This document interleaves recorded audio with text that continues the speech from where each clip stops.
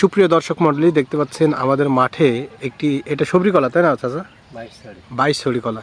যে এত বিশাল কাজ হয়েছে, এই কাজটি পাড়ার জন্য গাছে উঠতে হবে, কলা গাছে উঠে তারপরে পাড়তে হবে। দেখতে পাচ্ছেন আমাদের চাচা ধরি মেরে রেডি হয়ে যাচ্ছে। চাচা ওঠেন। এরকম ভিডিও কখনো দেখেছেন কি না যে কলা পাড়ার জন্য কলা গাছে উঠতে হয়? দেখুন বিশাল কাজ।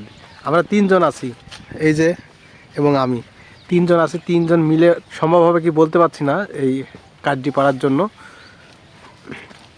দেখুন চাচা কিন্তু গাছে উঠে পড়েছে।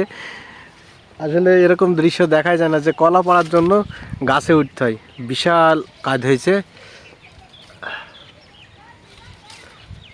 দড়ি বাঁধতে হইতো চাচা নাকি? তোমার বাঁশও তো লেগেছে 3টা এগে ধরে রাখার জন্য। কায়দা করে বেঁধিস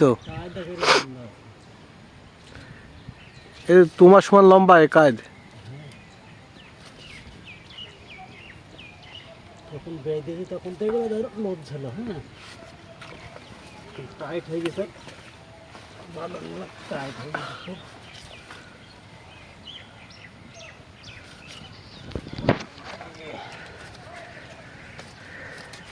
ওজন কেমন হবে চাচা কাদের?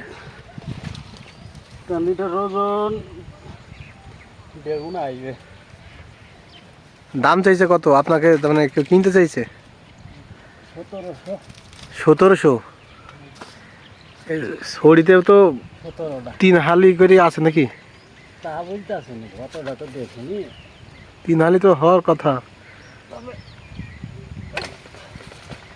1700? তুমি আমাকে 1500 টাকা নিয়ে এখন নগদে দিয়ে দাও কাজ। আগে খাই দেখবো মিষ্টি পিঠে, তারপরে বেচা গেছে। ওরে বাবা রে, আমি তো এই কলা দেখলে নিচ থেকে 2 ছড়ি কেটে নিয়ে যেতাম। আচ্ছা খেয়াল করিনি আমি, রাস্তা দিয়ে যাই খেয়াল করেন না। ওই কলা গাছটা কি রাতে ঠাপি দেবে যদি কলাটা কেটে না নিতে। আল্লাহ, আল্লাহ আল্লাহ আল্লাহ আল্লাহ।